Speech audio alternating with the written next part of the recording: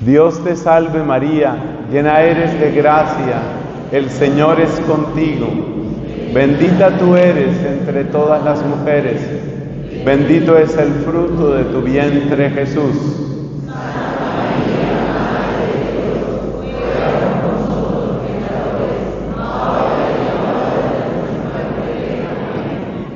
Pedimos también la intercesión de San José. San José bendito, esposo de la Virgen Madre y protector de la Iglesia, ruega por nosotros. En el nombre del Padre, y del Hijo, y del Espíritu Santo. Amén. Siéntense, por favor.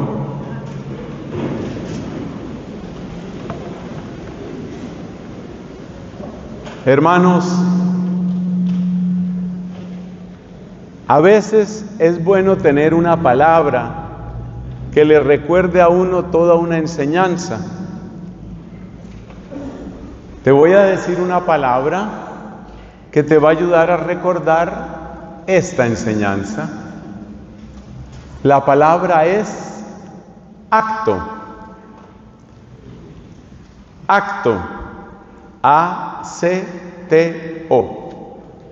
Y cada una de esas letras de la palabra nos va a ayudar a recordar los pilares que necesita la familia en este siglo XXI. La palabra para recordar es solo una, acto. Pero cada letra nos ayuda a recordar una palabra. ¿Cómo funciona esto? La letra A es para que recordemos apreciar. La letra C es para que recordemos comunicarnos. La letra T es para que recordemos que siempre hay que trabajar. Y la letra O, que es la culminación, es para que recordemos orar.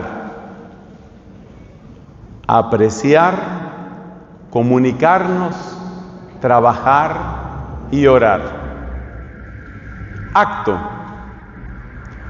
Cuando usted vuelva a su casa, usted puede recordar la palabra acto y puede recordar prácticamente toda esta enseñanza. Vamos a ver cómo estamos de memoria en Tacna. A ver, con la letra A, apreciar. Apreciar la familia. Con la letra C, vamos a decirlo con el pronombre incluido, comunicarnos. Comunicarnos. Con la letra T, porque cada uno tiene que trabajar en sí mismo y porque la familia la construimos entre todos. Y con la letra O, orar. Ese es el resumen de lo que vamos a compartir en esta enseñanza. Todo queda resumido en esa palabra acto.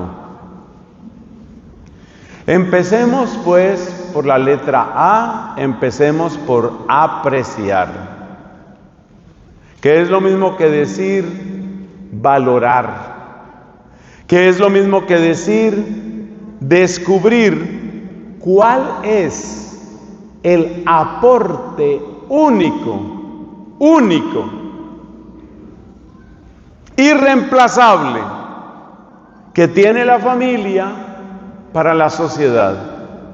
O sea que cuando hablamos de apreciar la familia, estamos diciendo que la familia no se puede reemplazar por ninguna otra forma de sociedad humana.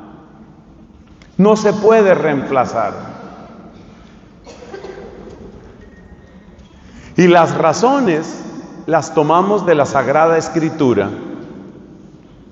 Apreciar la familia es descubrir qué es lo que la hace única. Apreciar la familia significa cuidar ese tesoro, celebrar ese tesoro, saber que en nuestras raíces está nuestra fuerza. Piensa, por ejemplo, en un árbol. Un árbol grande puede pesar muchas toneladas. Sobre todo cuando hablamos de madera densa. Pero ese árbol grande y pesado se sostiene porque tiene buenas raíces. De tal manera que hay que apreciar la originalidad de la familia. ¿En qué consiste esta originalidad? ¿Qué es lo que hace única a la familia? Para las personas que están tomando apuntes, que creo que son 3, no veo más. Ah, no, sí, ya hay más gente que está. Yo solo veía 3 personas escribiendo, dije, bueno, la gente de Tacna tiene una memoria prodigiosa. Entonces hay 3 elementos que son únicos de la familia y que hacen que la familia no la pueda reemplazar con nada. La familia como Dios la pensó y que hermosamente se nos presentó aquí en la oración inicial. ¡Qué presentación tan bella! La familia como Dios la pensó. Un hombre, una mujer que se aman para toda la vida y están abiertos en fecundidad. Eso es la familia según el plan de Dios. ¿Por qué eso es original y es irreemplazable? Pues miremoslo, son sobre todo 3 puntos. El primer punto se llama gratuidad. Gratuidad. ¿Qué quiere decir esa palabra? Quiere decir un espacio donde tú eres recibido y amado sin otra condición que pertenecer. Yo creo que la mejor manera de apreciar este aspecto es darnos cuenta el contraste con otros espacios de la sociedad. Vamos a suponer que tú tienes un trabajo, que tú vas a una empresa o un comercio. Si tú estás en esa empresa, tú tienes que hacer algo para que te acepten, para que te quieran, para que estén contigo, para que tú estés con ellos. Yo no llego a la empresa a decir, bueno, aquí estoy, qué bueno que llegué. No, a trabajar. Cuando tú llegas a tu casa, si tu casa es auténticamente hogar, tú no tienes que hacer nada para ser amado, para ser aceptado. Por eso, la familia goza de gratuidad. Y esto se nota especialmente cuando somos más frágiles, cuando somos más débiles, cuando somos más necesitados. Piensa, por ejemplo, en el niño pequeñito, y no estoy hablando del bebé, estoy hablando del embrión, estoy hablando del feto, estoy hablando de esa criaturita que está dentro de un vientre, del vientre de la mujer. De eso estoy hablando. Y ese niño pequeñito, que luego nacerá y será un bebé, no puede dar nada. A mí me impactó mucho cuando aprendí que los bebés recién nacidos nunca sonríen. Ni siquiera sonríe. Lo único que sabe es llorar y pedir y exigir y despertar a toda la familia. pero es amado, es protegido, es cuidado. ¿Por qué? Porque pertenece, solamente por eso. Eso se llama gratuidad. Y la experiencia de la gratuidad es la experiencia de ser amado, es la experiencia de que no tengo que comprar el amor, no tengo que hacer algo para que me amen. Y eso es lo que experimenta ese bebecito, eso es lo que experimenta ese feto, si somos defensores de la vida, que creo que aquí todos lo somos. Si somos defensores de la vida, entendemos que ese bebecito pequeñito tiene un lugar, tiene cariño, tiene atención, tiene caricia, tiene tiempo, tiene amor. ¿Y qué ha hecho? ¿Qué ha hecho ese bebé? ¿Qué hace ese bebé que ni siquiera sabe sonreír? ¿Qué hace para que lo amemos, le demos tiempo, lo cuidemos? Simplemente es parte de la familia. Y con que sea parte de la familia, eso basta. Y esa experiencia de ser amado, porque sí, esa experiencia de ser amado simplemente porque eres de los nuestros, esa experiencia de ser amado gratuitamente, es una experiencia que nos acerca a la bondad y a la autoridad de Dios. Eso es lo que realiza la familia, y es el primer motivo para entender la originalidad de la familia. Vámonos al otro extremo de la vida. Pensemos en el abuelito, ese adulto mayor que tal vez está enfermo, que tal vez tiene ya una debilidad mental, que a veces no sabe ni dónde está, que padece un Alzheimer, que tiene dificultades de movilidad, pero lo cuidamos, lo rodeamos de amor, lo escuchamos, conseguimos los medicamentos que necesita, buscamos la mejor terapia si requiere una terapia. ¿Por qué? Porque pertenece, porque es de la familia. Ese es el primer elemento que destacamos, y podría dar muchos más ejemplos. El que queda desempleado, el que está en crisis, el que está enfermo, el que es discapacitado, el que ha cometido un grave error. La familia se convierte como en ese espacio que muchas veces tiene las características como de un cojín de amor. Estás enfermo, aquí te recibimos. Estás cansado, aquí te recibimos. Estás en crisis, incluso no sabes si crees en Dios, aquí te recibimos. Aquí te recibimos. Esa es la originalidad de la familia.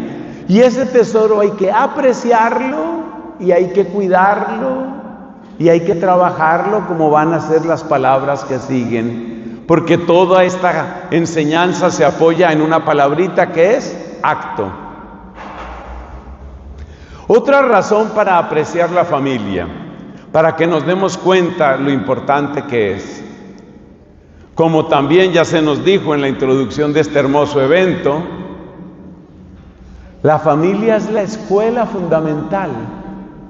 El Papa Francisco insistía mucho en esto.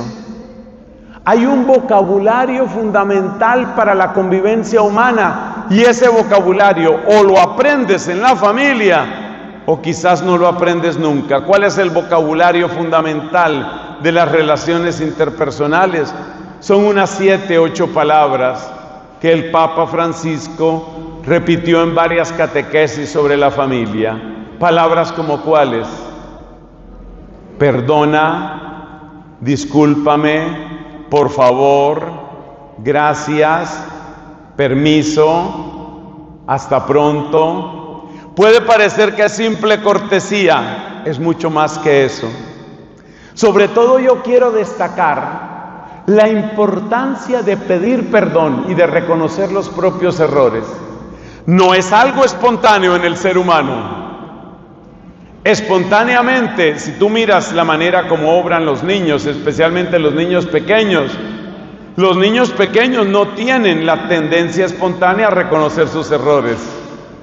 Lo más típico de los niños y de las niñas, por supuesto, es siempre echar la culpa. Pero es que Juanito me dijo primero, pero es que Julianita me dijo, siempre acusando afuera. Y se necesita que haya un adulto educado y capaz de educar, que le diga al niño, acuérdate que tú también obraste mal. Cuando tú le dices a ese hijo tuyo, a ver, Pedrito, vas a pedirle disculpas a tu hermanita. No quiero. Pedrito, tú no tenías que maltratar hacia tu hermana y tú la hiciste llorar. Y el niño así, no quiero. Pedrito, te vas a levantar ahora y le vas a decir, discúlpame. No quiero. Hasta que al fin el niño aprende.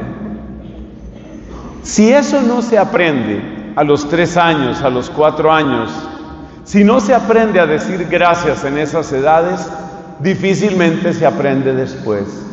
La familia es la gran maestra. Y por eso, la familia es irreemplazable. Porque la familia podríamos decir que pone los cimientos. Y después de que el edificio está hecho, ¿cómo vas a poner los cimientos? Ahora, Dios es poderoso, Dios lo puede lograr todo, pero el lugar donde se ponen los cimientos es ese, aprender a agradecer. Hoy muchos papás se están volviendo cobardes para educar.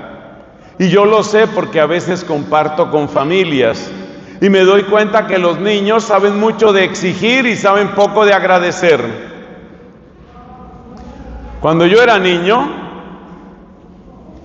la manera como nos educaban a nosotros en eso era, por ejemplo, que estemos así comiendo.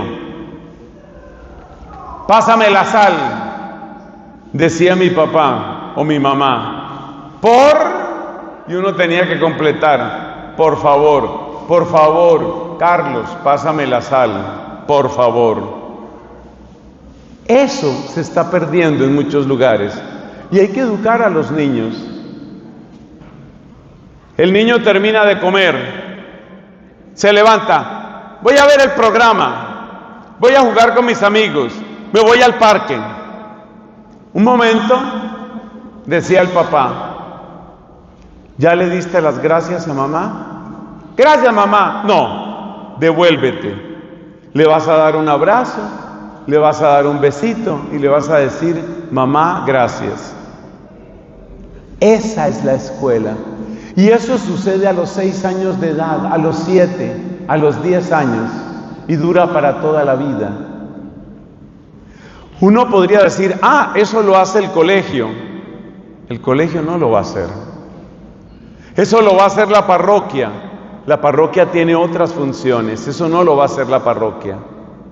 Entonces hay que apreciar lo que la familia puede hacer y solo la familia puede hacer. Por eso estamos diciendo, en la familia es donde tú te puedes encontrar. La gratuidad fue la primera palabra para los que están tomando apuntes. Que es muy curioso porque yo veo que la gente tiene los ojos levantados pero están tomando apuntes, no sé cómo escriben. Bueno, yo les voy a creer.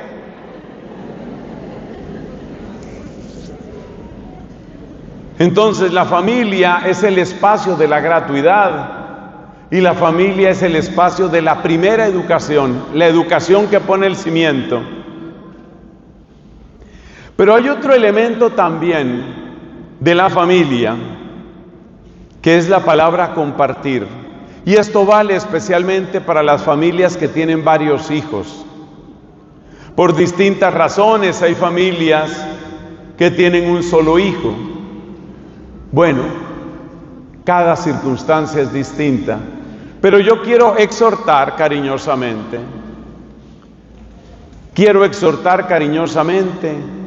a que las familias tengan hijos según el mandato de Dios, crezcan y multiplíquense. ¿Por qué? Porque viene la palabra compartir, y la palabra compartir se aprende mucho mejor cuando hay varios hermanitos. Es muy difícil aprender la palabra compartir para un hijo único, para una hija única. No quiere decir que sea imposible. Compartir es una realidad cotidiana cuando hay varios hermanos. En mi familia, por ejemplo, fuimos 4. Yo soy el tercero de 4 hermanos. Y les puedo decir que en general éramos chicos de buen apetito. Entonces, por ejemplo, había un postre delicioso. Y cuando llega el momento de dar el postre, estos niños con mucho apetito, que éramos nosotros, pues uno quería todo el postre para uno. Pero viene una enseñanza. Hay una mamá que dice, esto es para todos. Claro que uno seguía siendo muy egoísta, Dios mío. ¿Y cómo se mostraba ese egoísmo? Por ejemplo, en el caso de Nelson Medina, eso me lo corrigió mi mamá no sé cuántas veces. Empezaba uno a mirar otros platos. ¿Y por qué le diste más a este y por qué le diste más al otro? Pero aunque fuera con esas imperfecciones de codicia o de egoísmo, estábamos aprendiendo a compartir. Y son lecciones que duran para toda la vida. Compartir significa que el mundo no es únicamente para mí. Compartir significa que cuando hay que hacer una tarea en casa, la tenemos que hacer entre todos. Fue muy curioso el caso de mi familia, porque papá y mamá no tuvieron hijas, o sea que yo no tuve hermanas. Pero mi mamá fue muy inteligente y cuando se dio cuenta que ahí no había hijas, pues a aprender todos a hacer las cosas de la casa. Hay que aprender a lavar la ropa, hay que aprender a lavar la loza, hay que aprender a hacer las cosas. Y el trabajo se distribuye entre todos y las cosas amables de la vida también se reparten entre todos. Yo hago una pregunta, ¿no es eso exactamente lo que le está haciendo falta a esta sociedad? Porque mira el problema tan grave que cuando la gente llega a un lugar de poder, no quiere repartir con nadie. Entonces, ¿cuáles son los 3 principales motivos para apreciar? Estamos con la letra A. Los 3 principales motivos para apreciar la familia. Pues es que la familia, ¿qué fue lo primero que dijimos? La gratuidad. Es el espacio donde eres amado porque sí. Y por eso es el espacio del descanso. Porque en todas partes tienes exigencias, pero llegas a la familia y llegas al descanso. Y este es un motivo muy interesante para entender por qué en la familia no funciona el esquema de 50-50. Como quien dice, tú haces la mitad, yo hago la mitad entre el esposo y la esposa. Eso no funciona así. ¿Sabes por qué? Porque eso de 50 y 50% es un contrato y los contratos hay que dejarlos para las empresas. La familia no funciona con 50-50, tampoco funciona con 0 y 100, que eso también pasaba en algunas familias del pasado. Es decir, que el hombre no tenía más tarea y la mujer tenía toda la carga, eso tampoco es. El matrimonio cristiano, como lo veremos después en un texto precioso, el matrimonio cristiano funciona con 100 y 100. Es decir, si tú eres varón tu compromiso con tu esposa para hacerla feliz, para que ella se sienta amada, para que ella se sienta apoyada, es todo. Si tú eres mujer y estás casada, tu compromiso con tu esposo para que él se sienta feliz, descansado, amado, es todo. 100 y 100, ese es el matrimonio cristiano. Entonces, gratuidad, ¿cuál era la segunda palabra? La formación en los valores fundamentales, las palabras claves, la alfabetización emocional. Y el tercer elemento, es necesario compartir. Y el que aprende a compartir en la familia, obra de otra manera. A mí me parece hermoso encontrarme a veces con sacerdotes que tienen un espíritu de trabajo comunitario, tienen una manera tan hermosa de unir a la comunidad, y con mucha frecuencia me encuentro que ¿dónde aprendieron eso? En la familia. O sea que lo que somos en la familia, después lo vamos a reflejar en la sociedad. Muy bien, esa era la letra. Apreciar la familia. Y eso no lo da otra cosa. No lo da otra cosa. Y por eso la Iglesia Católica, siempre respetando a la persona, proclama el carácter único de la familia como Dios la pensó. Un hombre y una mujer que se aman y se respetan hasta la muerte y que están abiertos a la vida. Esa es la familia. Eso no se logra, por ejemplo, en la amistad o en otro tipo de relaciones, digamos el caso de relaciones de tipo sexual, que parejas del mismo sexo, cosas parecidas. No es lo mismo, porque también hay una complementariedad, y esa complementariedad es complementariedad entre el hombre y la mujer. De eso espero que podamos comentar después. Pero sigamos con nuestras letras. Estamos apoyándonos en la palabra acto, y la segunda letra es la C, que quiere decir comunicarnos. Comunicarnos. Para que una familia tenga salud emocional, mental y espiritual, no es un secreto para nadie, la clave está en la comunicación. La comunicación. ¿Y cómo es esto de la comunicación? Yo creo que la manera más fácil de entenderlo es utilizar este sencillo precepto. No pongas a los demás a que te adivinen. No pongas a los demás a que te adivinen. ¿Por qué? Porque si se equivocan, te van a maltratar o los vas a maltratar. No pongas a los demás a que te adivinen. ¿Y qué es lo correcto entonces? La comunicación.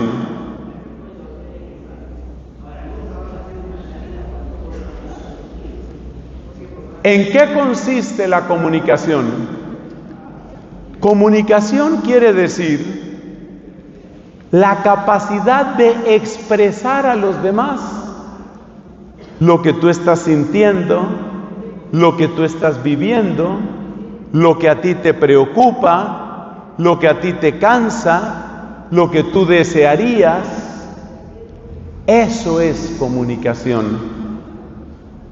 Pero comunicación también es capacidad de escuchar, capacidad de acoger, capacidad de recibir, capacidad de esperar, capacidad de tolerar.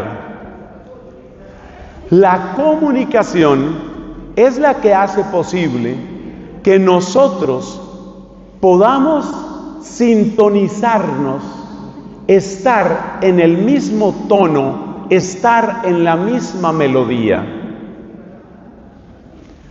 Miremos, por ejemplo, lo que sucede cuando no hay comunicación, y ahí creo que lo vamos a entender muy bien. Una persona se siente disgustada. Por ejemplo, es que cuanto más concreto seamos mejor. Una mujer que se siente descuidada, poco atendida, poco amada, no se siente bien. Ella siente que los únicos temas que interesan son los de él, que él quiere mucho que lo escuchen y lo entiendan, pero lo de ella y las preocupaciones de ella muy poco importan. Pero resulta que no hay comunicación.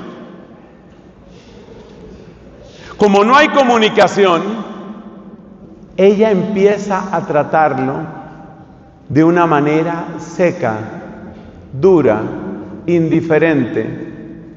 Poco a poco el rostro de ella se va volviendo inexpresivo. Los detalles de cariño faltan esas palabras, faltan esos gestos. Entonces él empieza a sentirse mal, él empieza a sentirse desatendido, pero él no sabe por qué. Simplemente él siente que lo están tratando mal, él se siente poco amado. Y entonces él empieza a suponer, ay Dios mío, ese verbo es culpable de no sé cuántos miles de divorcios. Suponer. Entonces él empieza a suponer, ella me está tratando así porque cuando vino su mamá, yo no fui tan detallista, tan cariñoso con ella. Pero es que esa señora, o sea, la suegra de él, pretende meterse en todo y yo no me voy a dejar. O sea que si ella está con esa dureza, si ella está con esa indiferencia, pues yo le voy a responder peor. Y entonces él pone una cara de bronce. Y entonces ella dice, oiga, pero qué tonto no entiende lo que le estoy mostrando. Y entonces ella se pone más seria todavía. Al final en esa casa tenemos 2 estatuas de piedra. ¿Qué es lo que destruye a las parejas? Muchas cosas las pueden destruir, pero hay un verbo que hay que decirlo, y es el verbo suponer. No pongas a la gente a que adivine. Esto vale donde hay convivencia humana, no es solamente en el hogar. También en una comunidad religiosa pasa lo mismo. Cuando no hay buena comunicación en una comunidad religiosa, empezamos a suponer. Suponer significa adivinar, y en las adivinanzas siempre hay un margen terrible de error. Entonces, cuando están suponiendo, se están equivocando. Y con mucha frecuencia el error de uno produce el error del otro, que produce el error del otro, que produce el error del otro. Y cada vez estamos peor. Entonces resulta que esta mujer que se siente poco amada, siente que faltan detalles, siente que ya ni siquiera me toma de la mano, ya se le olvidó todo el romanticismo, qué tristeza. Y como él tuvo la reacción que tuvo, y él se volvió cada vez más de bronce, entonces ella, muy triste, habla con una amiga y le dice, yo creo que mi matrimonio va muy mal, yo creo que esto se está acabando. Ahí pueden pasar 2 cosas.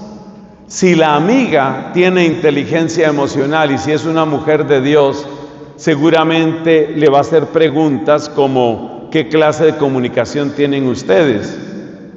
Pero ¿qué tal que la amiga ya es una que ya fracasó en su propio matrimonio y que lo único que sabe aconsejar es, querida, no te dejes, no te dejes? ¿Para dónde va ese matrimonio? ¿Para dónde va esa familia? Pero pensemos bien, supongamos que esta amiga con la que va a hablar le cuenta su historia y le dice, todo está muerto entre nosotros, todo se marchitó, todo se derrumbó dentro de mí, como dice la canción, todo se acabó, qué tristeza, tan buen hombre que parecía, pero qué pesar en lo que estamos. Y ella se desahoga y llora. ¡Ay, qué tristeza, qué tragedia! La amiga la escucha y después le hace solamente una pregunta. ¿Y él sabe por qué tú estás así? Pero amiga, ¿cómo no se va a dar cuenta? ¿Qué quiere decir cómo no se va a dar cuenta? Quiere decir, yo lo puse a que me adivinara. Él tenía que adivinarme. Él tenía que saber. Esa es otra frase que ha destruido muchísimos matrimonios.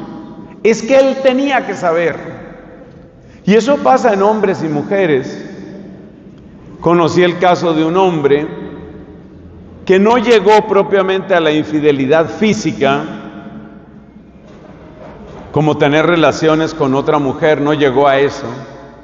Pero este sí fue un hombre que estaba en fase de coqueteo, enamoramiento con una mujer distinta de la esposa. Eso llevó a ese matrimonio al desastre. Hablo con ese hombre años después de esa tragedia y mire lo que me dice. Pero es que ella se había vuelto muy indiferente conmigo. Y ahí también cabe la pregunta, ¿tú le hiciste ver eso? No, ella tenía que haberse dado cuenta. Ella tenía que. Yo la puse a que me adivinara. Es que yo supuse. Eso no sirve. Y en eso nos equivocamos tanto los hombres como las mujeres. Y no solamente en la pareja, también sucede con los hijos y también sucede con los papás. Yo noto a mi hijo como muy ausente. ¿Por qué será? Hay que buscar canales de comunicación. Pero yo creo que el canal de comunicación que más necesitamos revitalizar hoy es el de los hijos hacia los papás, porque estadísticamente son muy, pero muy poquitos los hijos que se preocupan por los papás. ¿Qué está viviendo mi papá? ¿Qué le preocupa a mi mamá? Muchas veces los hijos piensan solamente en ellos mismos. Y me alegra mucho ver que en esta concurrencia hay un buen número de chicos y chicas y adolescentes y jovencitos. Yo hago esta pregunta a los más jóvenes que están hoy aquí y a quienes después puedan escuchar estas palabras. Yo hago solamente esta pregunta. ¿Cuándo fue la última vez que le preguntaste a tu papá o a tu mamá: mamá, ¿tú cómo estás? Esa pregunta casi no sale de la boca de los hijos, sino que se da por descontado que mi mamá tiene que atenderme, mi mamá tiene que escucharme, mi mamá tiene que ayudarme, mi mamá tiene que, y mi papá tiene que. Hace poco me decía un papá casi con lágrimas en los ojos: mis hijos me buscan solamente por dinero. Yo me convertí en un cajero automático para ellos. Es decir, ese hijo no se interesa por ese papá. ¿Cuáles son los secretos básicos de la comunicación? Porque estamos con la palabra acto. ¿Cuáles son los secretos básicos de la comunicación? El primero, que es la base de todo, es el que ya hemos mencionado: no suponer, no adivinar y no poner a nadie a que nos adivine. No te imagines que si tú pones cara larga, todos van a entender que a ti te dolió, qué sé yo qué. No supongas y no pongas a los demás a que supongan. Ese es el mandato primero en la comunicación. Ay, padre, yo llevo 18 años casada, yo lo conozco. Qué peligro esa frase. Yo lo conozco. Mira, el ser humano es un misterio. Para mí no. Yo a ese hombre lo conozco perfectamente. Es posible que aciertes en 99 cosas de 100, pero en eso, en lo que tú fallas, puede estar en juego tu matrimonio. Cuidado con eso. Yo conozco mis hijos. Yo sé lo que le pasa a mi hija. Cuando ella se pone así, es por esto. Tal vez sí. Tal vez de 500 veces que tú supones algo sobre tu hija, aciertas 498. Pero las 2 veces que fallas, puedes estar perdiendo el corazón de tu hija y se puede estar dañando la comunicación con ella. Entonces, primer mandato para una buena comunicación: no supongas, no adivines y no pongas a los demás a que te adivinen. Así a ti te parezca obvio, tienen que darse cuenta. No, nadie tiene que. Segundo, para una buena comunicación se necesita interés, que en realidad quiere decir amor. No des por descontada a tu esposa. No la des por descontada. ¿Qué quiere decir esa frase? Ella te está entregando cada día de su vida. Y ese esposo, aunque tenga defectos, que todos los tenemos, hombres y mujeres, te está entregando cada día de su vida. Entonces, no des por descontado que él tiene que estar ahí, que ella tiene que estar ahí. No des eso por descontado. Entonces, ¿qué es lo que nos corresponde? Amor. Amor que se expresa en forma de preguntas. ¿Cómo está realmente? ¿Qué siente realmente? ¿Qué le hace falta realmente? Con mucha frecuencia nosotros, los varones, nos descuidamos en este aspecto. Creo que en eso caemos más nosotros que las mujeres. Se nos olvida eso. ¿Sabes tú qué le puede estar preocupando? ¿Sabes tú cómo se siente? ¿Sabes tú qué inquietud tiene? Es muy doloroso ver que muchos esposos desconocen los dramas, las preguntas, los dolores que puede estar viviendo su esposa.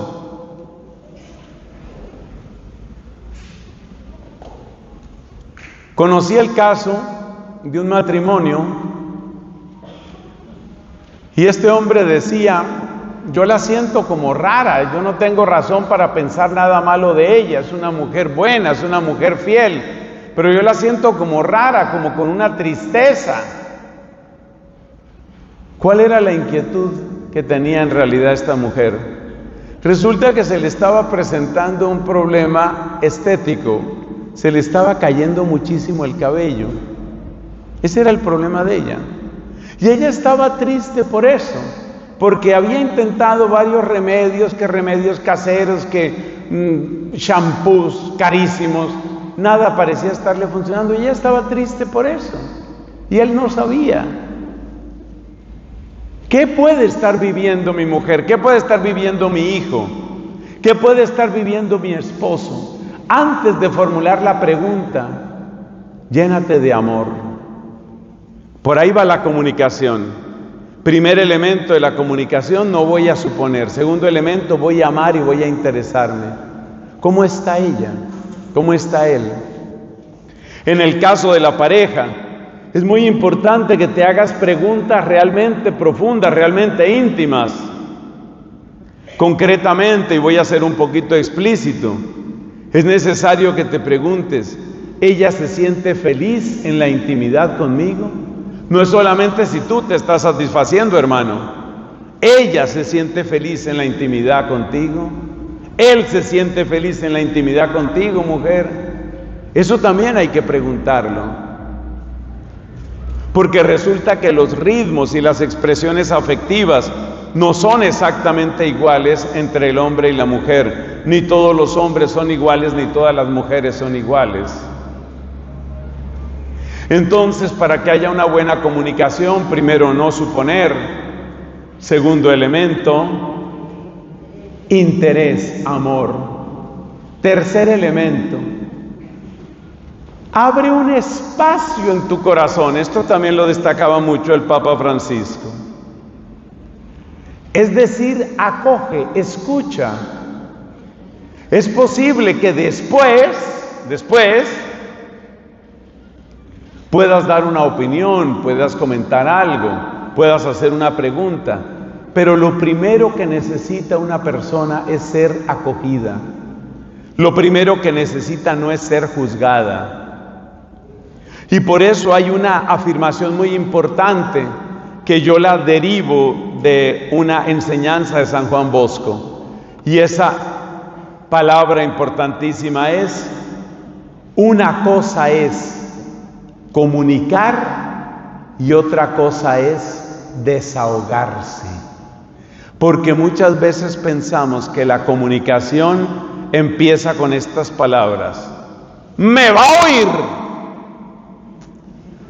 Cuando tú dices ¡me va a oír!, tú estás pensando en desahogarte tú, de tu rabia, de tu frustración, de tu cansancio, de tu desengaño, de tu ira.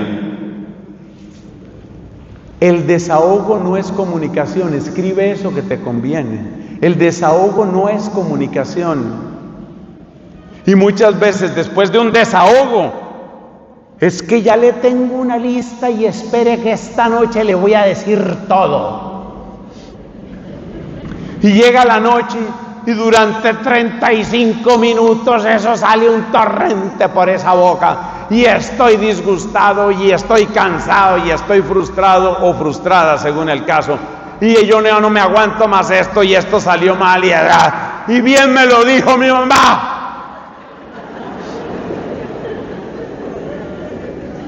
Y cuando termina con esa frase, que casi siempre es la frase para terminar, bien me lo dijo mi mamá. Ay, descansé.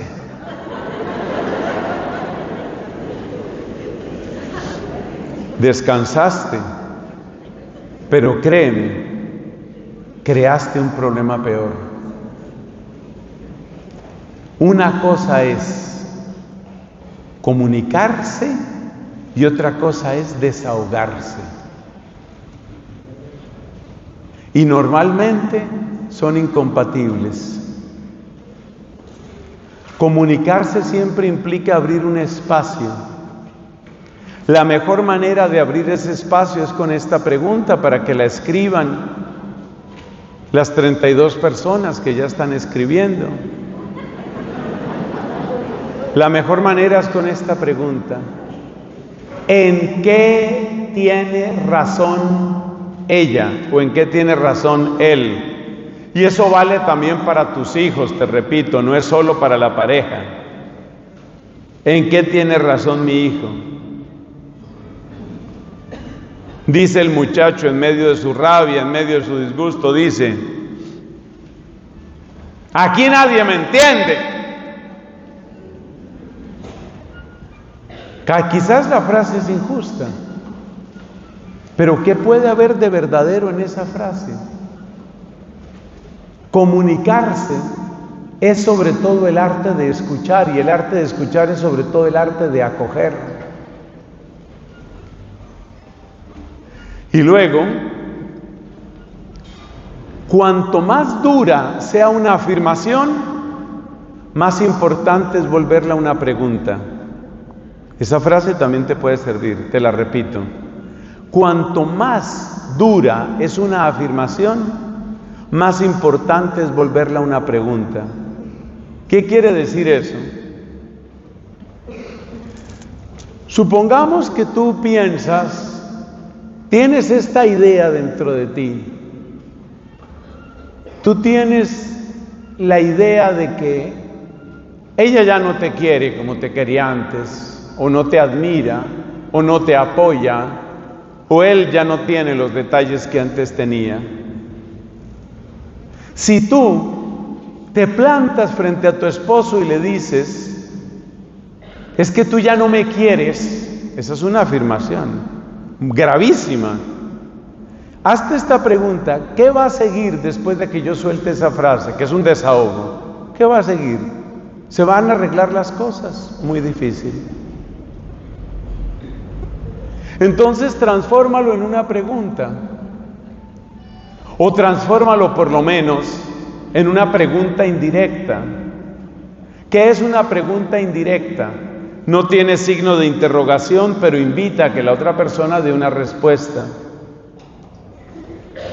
Por ejemplo, cuando se dice esta frase: es que a veces no entiendo la manera como tú me tratas.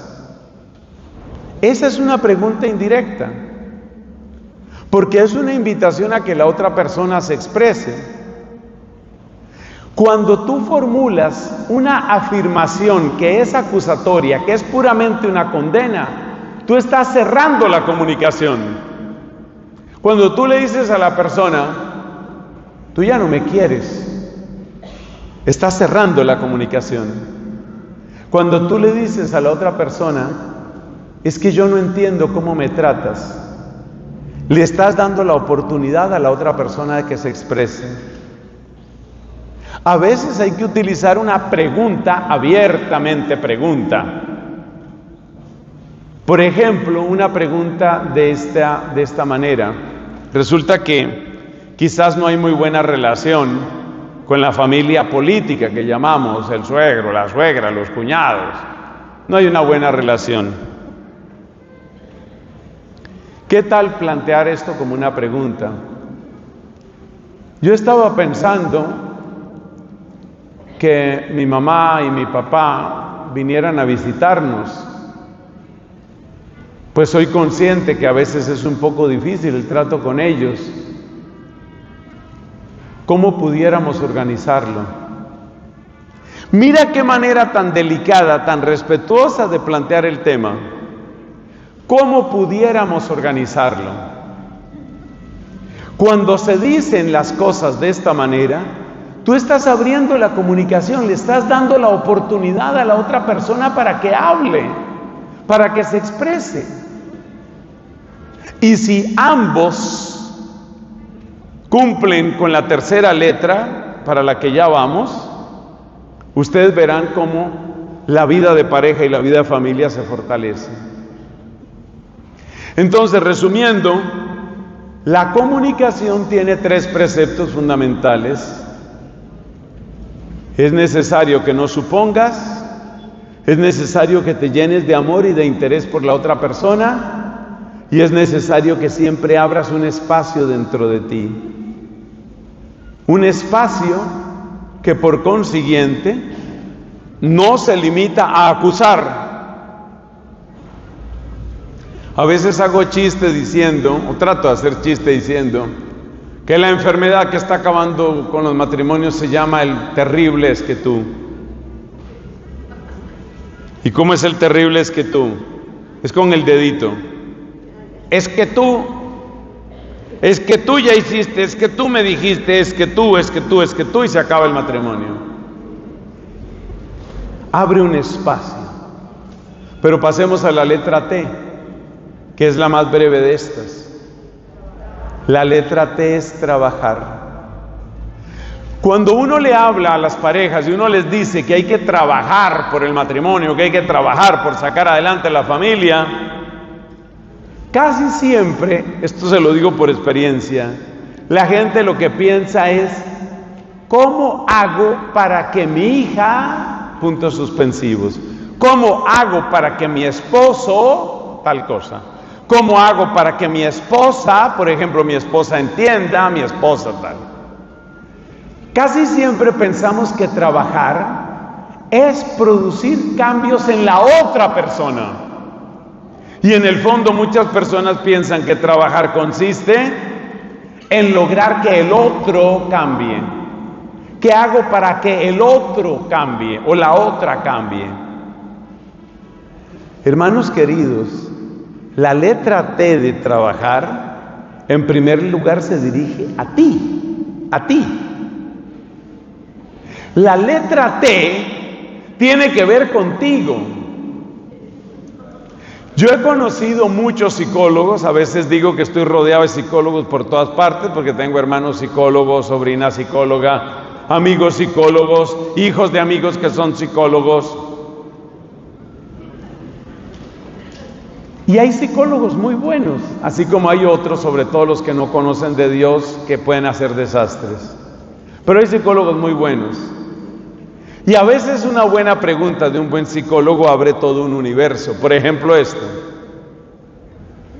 ¿qué estás trabajando en ti en este tiempo? ¿Qué estás trabajando tú en ti? No que estás trabajando tú para que tu hermana cambie, para que tu hijo cambie, para que tu esposa cambie. ¿Qué estás trabajando en ti? Esa pregunta es fundamental. Y a veces la gente se queda así como perpleja y con los ojitos abiertos, como diciendo, es que yo tenía que trabajar en mí, como diciendo, ¿que no soy perfecto? No. Imagínense que en mi país un nombre de mujer que se utiliza es la palabra perfecta. Es nombre de mujer. Hay por ahí una persona del mundo de la farándula que se llama Nora Perfecta. No sé por qué existe ese nombre ahí. Pero lo cierto es que ninguno de nosotros es perfecto, así te llames perfecto. ¿Cómo te llamas? Nelson Perfecto Medina. No, eso no es así. Entonces hay que trabajar. ¿Y trabajar qué significa? Trabajar significa que tú estás y yo también estamos a medio hacer. Y trabajar significa que hay cosas que hay que cambiar. Y que el peor error que se puede cometer en la familia, el peor error, es pensar que si yo trabajo en los demás, voy a tener una familia feliz. La verdad es que así como tú esperas que otros cambien, hay gente que espera que tú cambies. Y hay veces que un pequeño cambio tuyo hace una gran diferencia. Yo me acuerdo el caso de una mamá, de las buenas madres que yo haya conocido, de las buenas mamás que yo haya conocido, pero tenía un pequeño defecto. Y es que ella, para corregir a los hijos o para corregir al esposo, decía las cosas entre 17 y 23 veces. Es decir, fatigaba, cansaba. Habla y habla y habla y repite y dice y vuelve y dice. Entonces voy a dar aquí un ejemplo sencillo. El cuarto de los hijos, un par de hijos que comparten habitación, está absolutamente desordenado. No sé si eso pasará en Tacna, que haya personas que tienen el cuarto desordenado. Creo que no, pero bueno. Entonces esta mamá no quiere que los hijos se acostumbren a tener el cuarto desordenado. Entonces empieza a decirles, hijos, hoy tenemos tiempo para trabajar en la casa, entonces quiero pedirles que organicen ese cuarto, porque ese cuarto realmente parece que estuviera habitado por cerdos y no hay manera de que ese cuarto siga así, y yo estoy muy cansada de que ese cuarto esté desordenado. Entonces yo quiero que antes de mediodía ese cuarto esté ordenado, porque no va a haber almuerzo para el que no tenga el cuarto ordenado. ¿Cuándo es que van a ordenar ese cuarto? ¿Cuántas veces, por Dios, les he dicho que ordenen ese cuarto? Hay que ordenar ese cuarto. Me recogen, por favor, toda la basura. Ustedes saben dónde se pone la basura. Ese cuarto tiene que quedar organizado. ¡Cállese, señora! ¡Cállese! Bueno, finalmente se habló con esa mujer y se le dijo, hable menos, tantico menos, un poquito menos. Y entonces ella ya no decía las cosas 17 veces, sino apenas 3. Oiga, mejoró el ambiente en la casa. Cuando ella decía las cosas 1 o 2 veces, con cariño y con claridad, todo mejoró muchísimo. Todo mejoró muchísimo. Cuando tú empiezas a maltratar a las personas como una especie de taladro para trabajar en la persona, muchas veces lo que logras es el efecto contrario, porque despiertas cansancio, mala voluntad y rebeldía. Es solo un ejemplo de una tarea que tenía esa señora en sí misma. Esa señora tenía ese trabajo pendiente, pero todos tenemos trabajo pendiente, todos, sin darnos cuenta, porque muchas veces el último en darse cuenta de los defectos es uno. ¿Te acuerdas lo que dijo Jesús, no? Dijo Jesús que siempre miramos la pajita en el ojo ajeno y no miramos la viga que tenemos en el propio. Hay que trabajar. La letra O de la oración la vamos a tratar en la siguiente predicación: el reinado de Cristo en el hogar. Pero ahora quiero terminar con un pensamiento muy bonito sobre esto de trabajar. ¿Sabías que trabajar en ti es un acto de amor? Si tú, por ejemplo, estimado caballero, tú trabajas en ti, en tu manera de hablar, en tu manera de comportarte, en las actitudes que tienes, si tú empiezas a trabajar en ti, tú te conviertes en un regalo todavía mejor para esa familia y en particular para esa esposa. Trabajar en ti es un acto de amor para con los demás, porque trabajar en ti significa: quiero ser la mejor versión para ti, quiero darte mi mejor versión. Una mujer que trabaja en ella en todo sentido, físicamente, emocionalmente, espiritualmente, una mujer que trabaja en ella se convierte en un regalo maravilloso para ese hombre, y él seguramente apreciará ese regalo y se sentirá mucho mejor. Pero cada uno tiene que trabajar, y los hijos tienen que trabajar también en ellos, y los abuelos y los tíos, cada uno en la familia. Cada uno conviértase en un regalo para los demás. Pongámonos de pies, por favor, para cerrar este momento de reflexión. Hoy quiero darte gracias, Señor, por este congreso de nuestras familias. Hoy quiero darte gracias por estos hijos, hijas, papás, mamás. Quiero darte gracias por estos hermanos y hermanas, esposos y esposas. Quiero darte gracias, Señor, porque tú nos reúnes para educarnos, para bendecirnos, para sanarnos y para guiarnos. Extiende la abundancia de tu bendición sobre estos hermanos. Haz tu obra en estos hogares. Y como decimos, familias unidas, esperanza de un mundo mejor. Yo digo la primera parte y respondemos en la segunda. Familias unidas, y todavía lo podemos decir más fuerte: familias unidas,